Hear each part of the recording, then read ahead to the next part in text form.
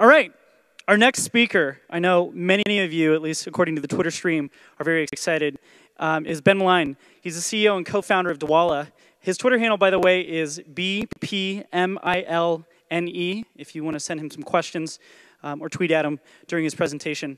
A little bit about Ben. He started his first company at the age of 18, Elemental Designs. Ben began leveraging the internet to dropship custom-made speakers. His adventures have led him all over the world, establishing operations in Southern Asia and in California. An original $1,200 investment turned into a multi-million-dollar company at the age of 22, so he's certainly successful. Right now, he's the founder of Dwolla, a revolutionary mobile payment company that removes the need to use a credit card. And I'm sure he'll share a little bit about that today. It boasts the nation's cheapest payment platform for only 25 cents per transaction. So let's give a warm Kansas City welcome to Ben Milne. I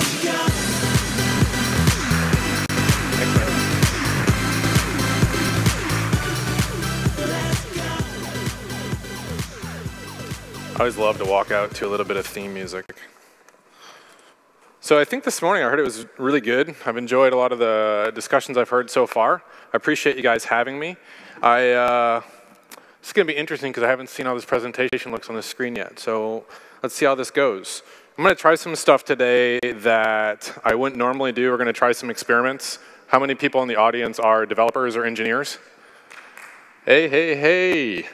Dude, that's fucking awesome. So my company is called Dwolla.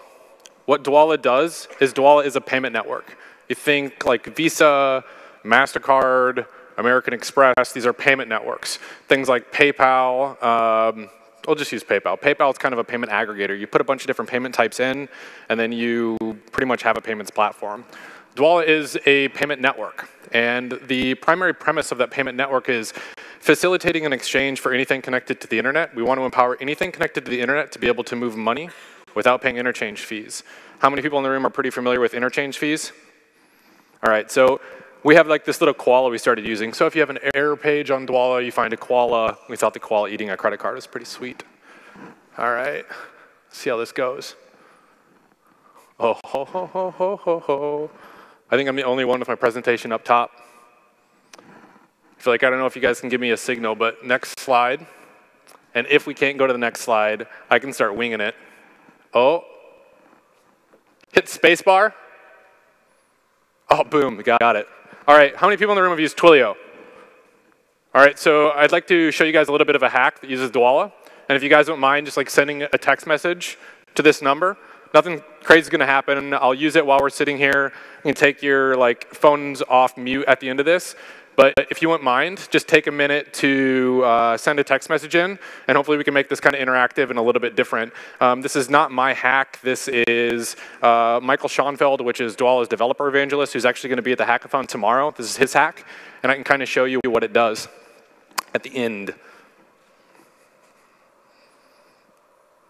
So we'll just have like an awkward moment of silence where I'm hoping you guys are going to do it, and if you don't, I'm going to feel like an ass at the end of this.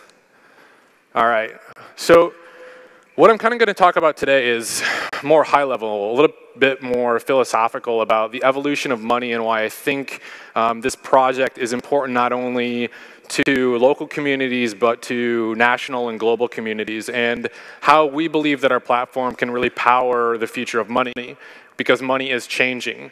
Obviously, money is now becoming digital. You could make the argument that money is data, and I do that a lot.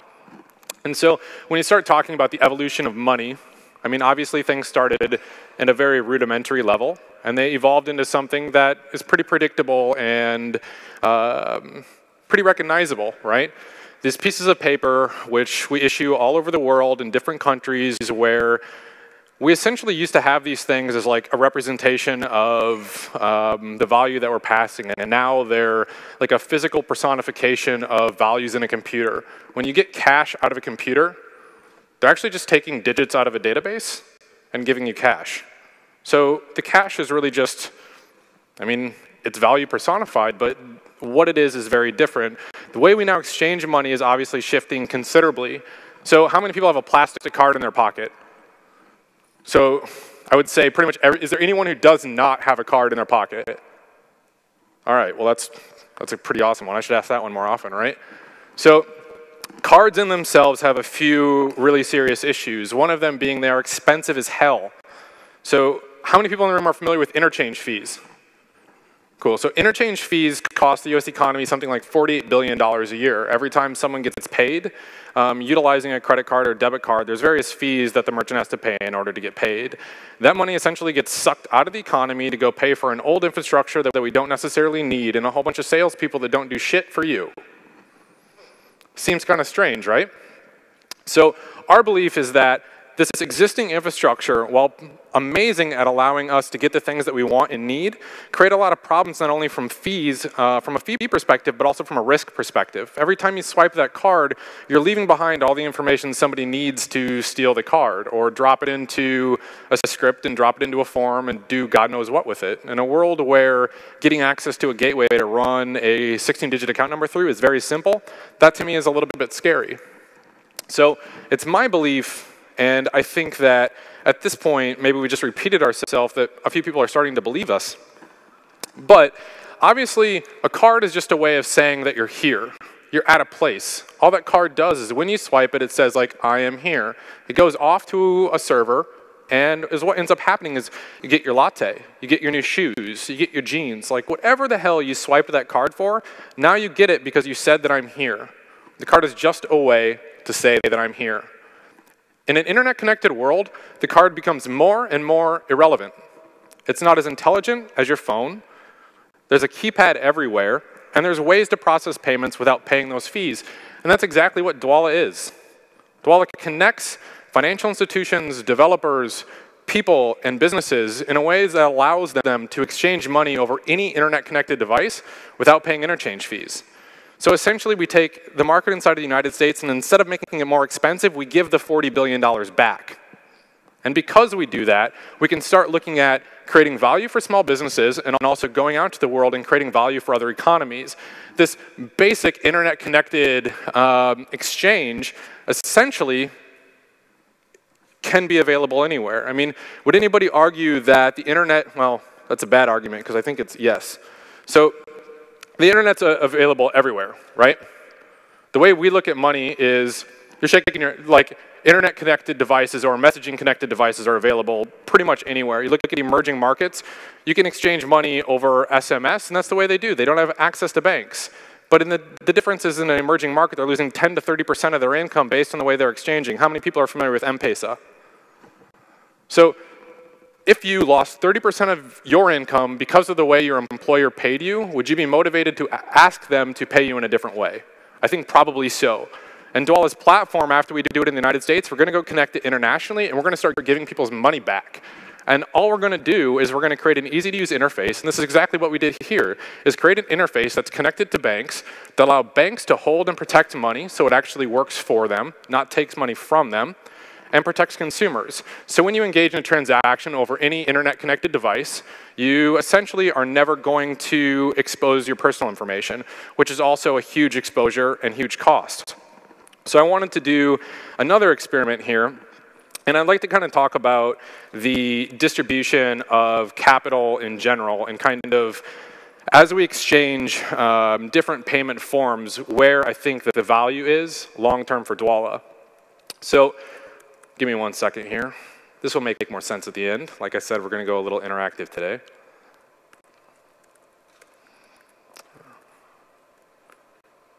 All right. So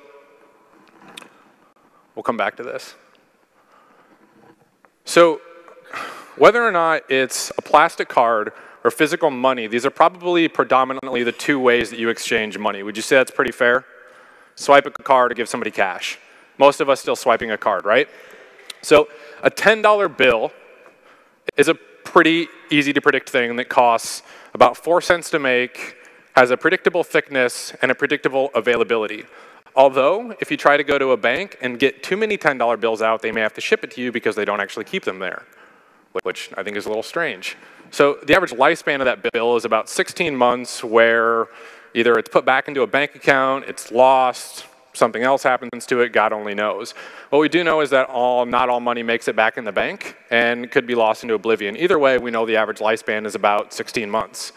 On a card, if you just take $10 and you exchange it on a card-based platform, like I think it's around 23 times at a predictable, fairly standardized rate, that $10 is worth nothing. That seems silly to you guys? So simply because of the way you're exchanging the money has no fucking value. Like, to a bunch of engineers, how does that not seem irrational? You're taking digits from one field and putting them in another field, and for that privilege of talking to that web service, they're going to make your money worth nothing. You earned it. You worked hard for it. You have an entire economy of people who go to work to get paid, to come home, to get access to their money. And in the meantime, our technology and our internet-connected world can't bring ourselves to exchange money in a way that doesn't make it worth nothing. That seems irrational to me. Some of these slides are going to get a little redundant in a moment, by the way. So in case I didn't make my point super clear, I was like, I'm serious about this. It pisses me off, man. I had to go out and build a company that pissed me off so much. So I believe that we can do better. We have technology that allows us to do better. We have access to the knowledge that can allow us to do better. And the biggest problem is that you can buy a book to build a rocket, but you can't buy a book to tell you how to build a payment network. It's complicated. It's regulated. Some people with the information don't necessarily want us to have access to that data. And so what we did was we went out and we just got access to the data. And my belief is that as we start transitioning from kind of the physical exchange to the virtual exchange, as we start making a shift from pulling something out of our pocket and what we want to do already being inside of an application or baked into the device that we're using, there's a huge opportunity to shift the way that we exchange money, not only in the United States, but in emerging economies as well, simply because they're not going to transition, they're only going to jump to what's next. I don't know if you guys can hear this, but very happy, like it's working. Just leave that on for a second. So we're just going to exchange some money while I'm on stage. We're going to figure out how much money we can save while I'm on stage, just by exchanging money. So I was asked to kind of talk about how this affects mobile, or what effect it could have on mobile, or what opportunity is involved in mobile. So mobile means so many things. How many people in this room are developing like mobile apps, mobile wallets, anything that uses a phone, right?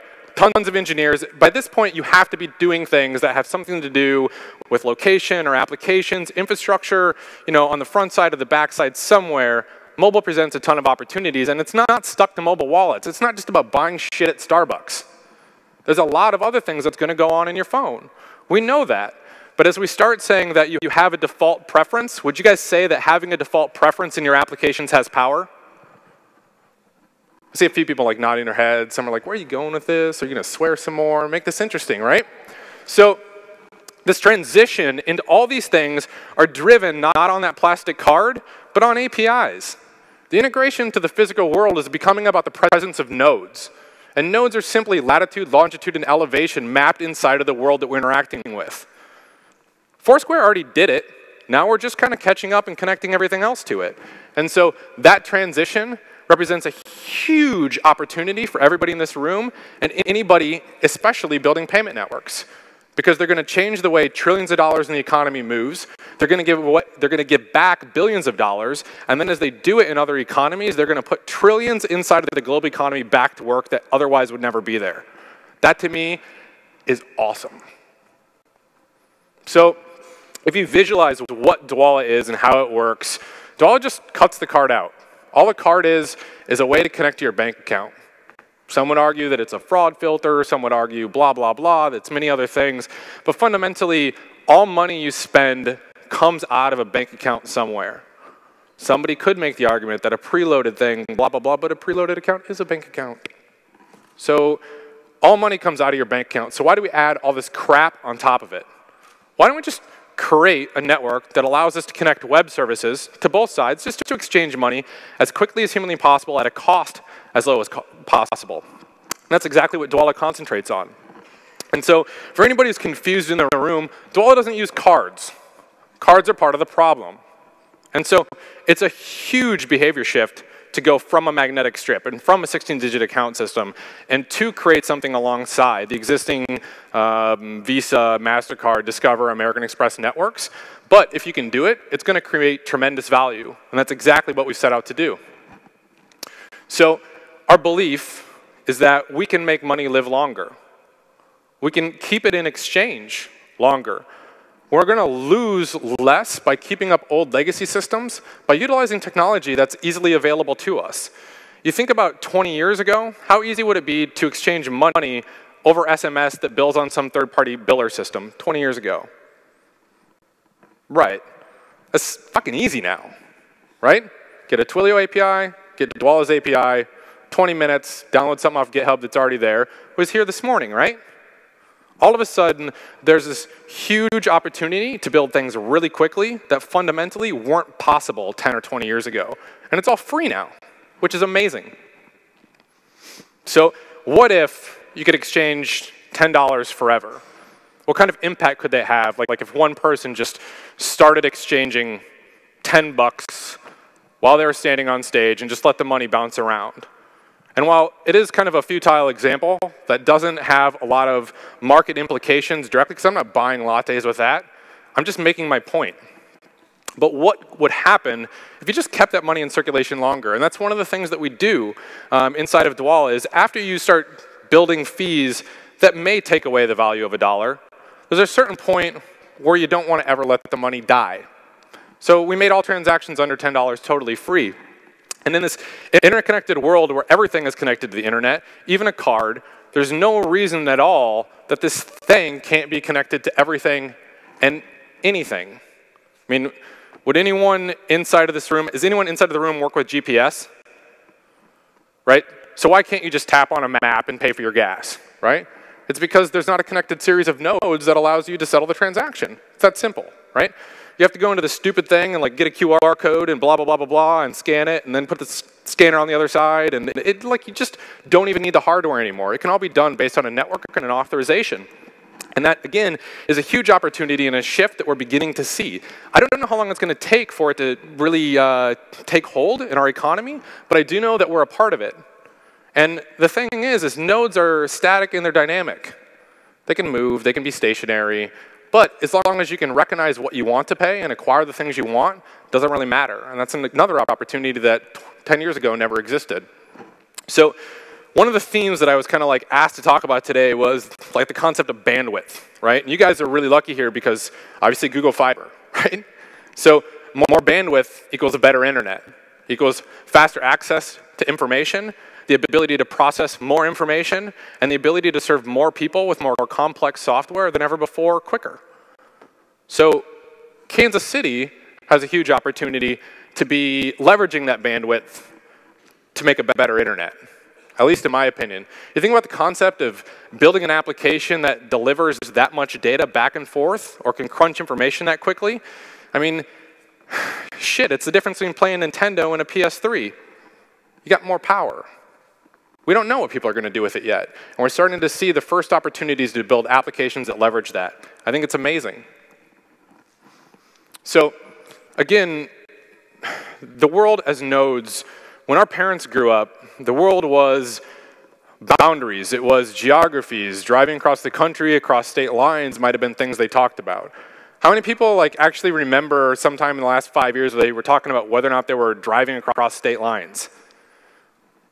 I mean, I get in a plane, like in the last month I was here. I think I was in New York, Dublin, and El Salvador. And for each one of those trips, it's just, I'm getting on a plane, I'm going to see something different. It's no different for my parents driving across town. It takes me less time to get to the other side of the world than it did my parents to get to the other side of the country. So in this connected age, the lines are totally blurred. They're completely blurred. All we see is a network of nodes that we interact with, that we communicate with, that we acquire things from. It's all a calculation about where they are and whether or not I need to convert that money. And the money is the floating point. I mean, we empower money by attaching an archetype to it, but it's just a floating point in a computer. It's all data. Everything is becoming data, especially money, for sure. I think that this interconnected internet can set a lot of financial problems totally free. The concept of real-time exchange isn't something that banks even have available to them. So is anybody in the room dealing like bank back-end IT services or ACH systems or anything like that? So if banks want to move money right now to anyone for any reason, even among themselves, they can't do it, at least not in real time. So if they're both computers where all your information is held in a database, the fact that they can't read and write to each other's databases in real time seems a little silly, doesn't it? It doesn't even exist. It couldn't exist until the internet came about, and then all of a sudden somebody had to ask enough questions to figure out how to connect the two dots. So I don't think this is much of like a question. The internet is going to change the way we view money. It's going to change the exchange, and there's so much more data around transactions now that things like fraud are going to be completely different 10 years from now. So identity theft is a huge problem simply because we're leaving a lot of data behind. We all create this wonderful, disgusting data exhaust everywhere we go.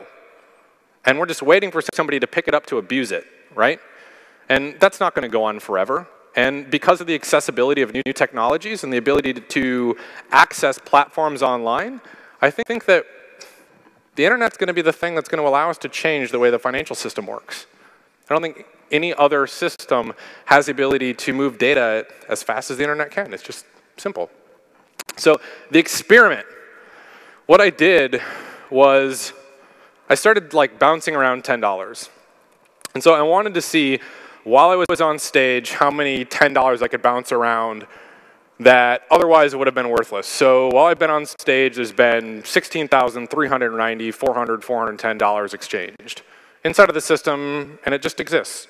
So because Dwolla was used as the payment mechanism to exchange that money, $16,000 is still in existence. Imagine if you compound that by the demand of an entire economy. It's a huge problem, and the opportunity to fix it is even bigger. And would you guys agree that numbers in a computer sometimes are really difficult to like wrap your head around, right? So I did this calculation last night, and I called a bank because I wanted to bring all that money in cash. The bank didn't have enough cash. Didn't have enough $1 bills. So what I did was, what's the next slide?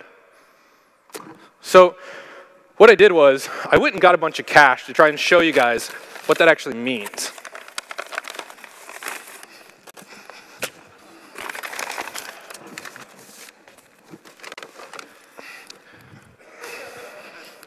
Because I used Dwolla, this money didn't die. This is a kick-ass employee. This is your next product line. This is the difference between paying a big-ass house's mortgage and going bankrupt for some people. How many people work for $3 a day in emerging economies where the money's just sucked out because of the way it was exchanged? It seems like an argument that when you take the weight of the money out, it's hard for us all to understand. But it's real, and the implications are real. And every time you exchange money or you build a new badass app that moves a ton of money, like AgLocal is doing right now, how many people are familiar with AgLocal? So AgLocal is going to be a great consumer of Dwolla. They're going to save people a shitload of money because they're choosing to support a platform that makes the money valuable. I'm going to put this away now. You're like, dude, I went to the bank and this is the bag I got. Ironically, my new Moo cards came in a nicer bag than the wad of cash that I asked for. So the point I wanted to make is savings that technology creates is real. It is tangible. Even though money and physical money is a personification of virtualized value, it still is real. And I think that it's still very valuable. And so maybe last experiment before we try some questions. How many people actually did the text thing? Some people did. Can you take your phone off mute? Like, I hope this works. If Michael's watching, I hope it works too, Michael. All right. Maybe I used the wrong phone number. We'll see. So while this is running, I don't know how we're doing on time. How are we doing on time? Good? Nobody's cut me off yet? So with that said, does anyone have any questions? Enough people did it. The script is kind of hanging for a minute. Any questions at all?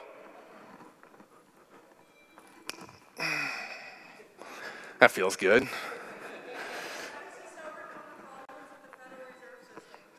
So, I feel like, oh, which one are we talking about, miss? So, what Dwolla concentrates on is not the creation of a new currency.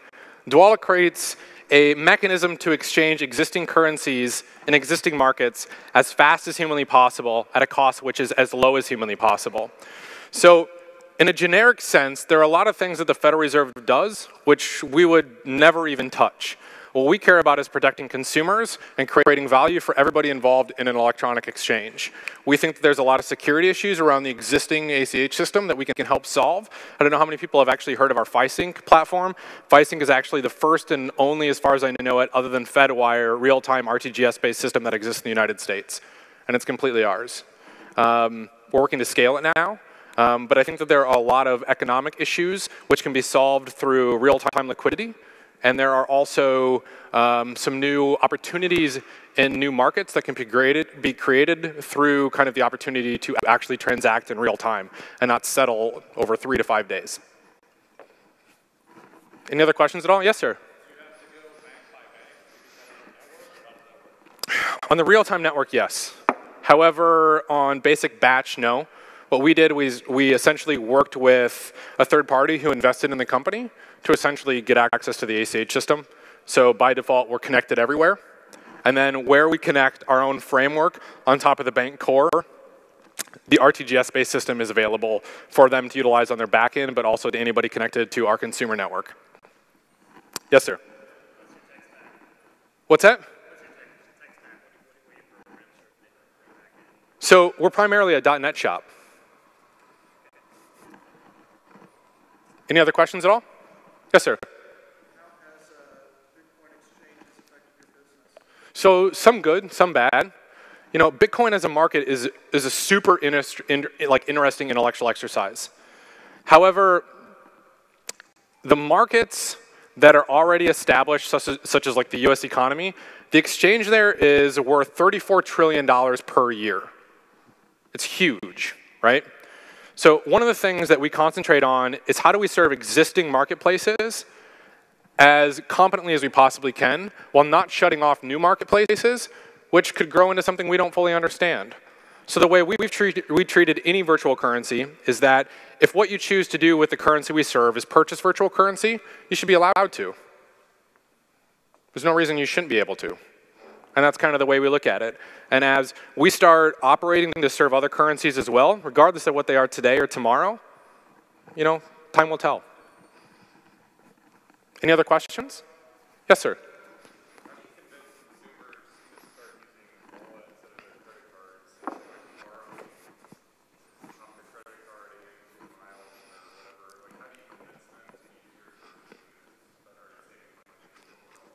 So the question was, for anybody who didn't hear, how do you convince a consumer to utilize the service?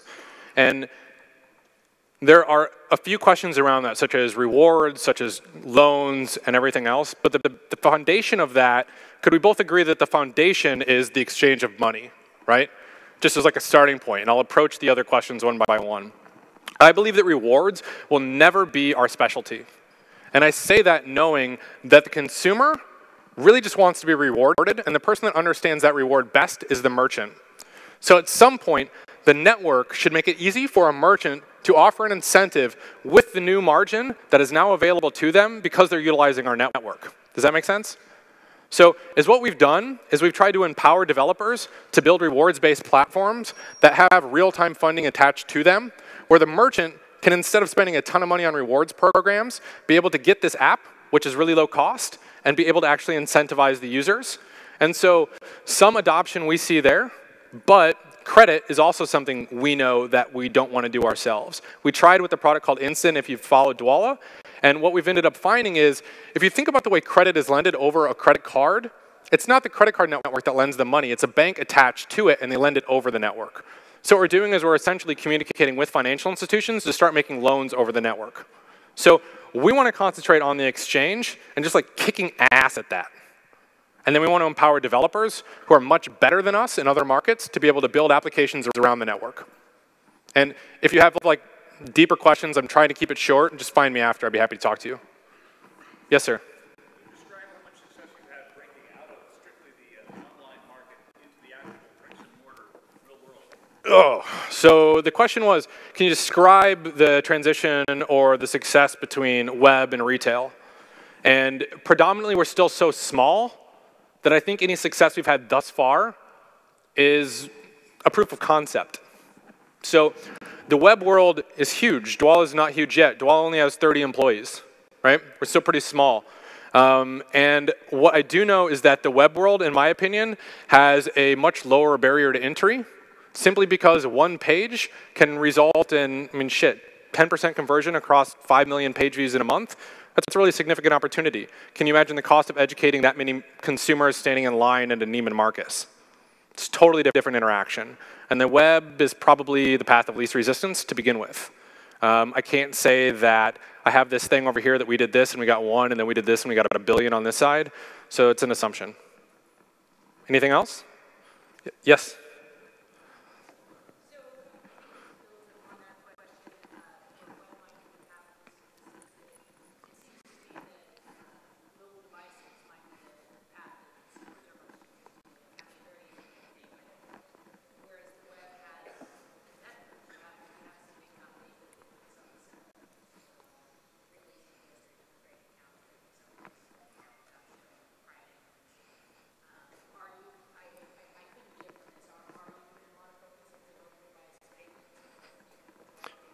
So our focus goes into internet-connected devices. And so the way we look at it is that if our goal is to create the ideal exchange, an ideal exchange should be safe, and it should be as fast as possible, and it should be as low as possible, or as low cost as possible. And you should be able to facilitate that exchange across any device connected to the internet, whether or not that's web or mobile. And we should be at least philosophically agnostic to where the transaction originates and allow the market to decide where they need it. And so that doesn't mean that we don't have business development in different verticals, but it does mean that from a technology perspective, we're no focused on one more than the other. And the technology verticals that we tackle are just basically the ones that are driven on our values. And from a BD perspective, we do have somebody who works in the financial institution space, somebody who works in the retail space, and somebody who works in the web space. But all are driven off APIs. Yes? You mentioned the fraud word initially. Can you talk about some of your experiences with dealing with fraud?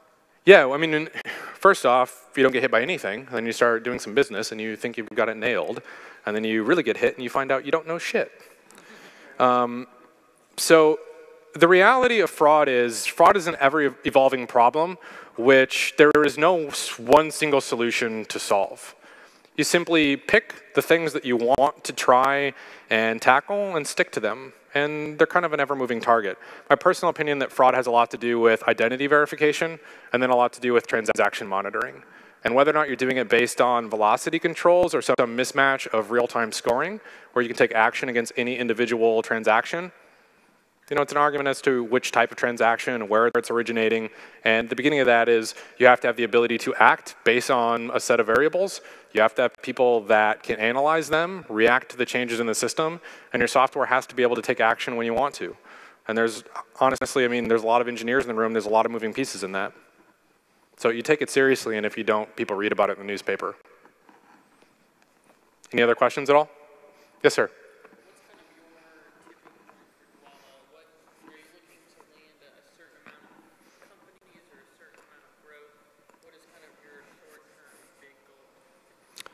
Short-term big goal. Don't die. You know, when you bet your whole life on a company, and you get to have this idealistic view of the world that what if it happened would be perfect, right? And if Dwala was a ubiquitously available payment system to everyone in the world who can transact quickly, safely, and virtually freely, we would be providing the world with an amazing value. And until I reach that, that's what I'll be in pursuit of. Everything else along the way is just stepping stones. Any other questions? All right, thank you very much, guys. I appreciate the time. Let's give it up. Ben Milne.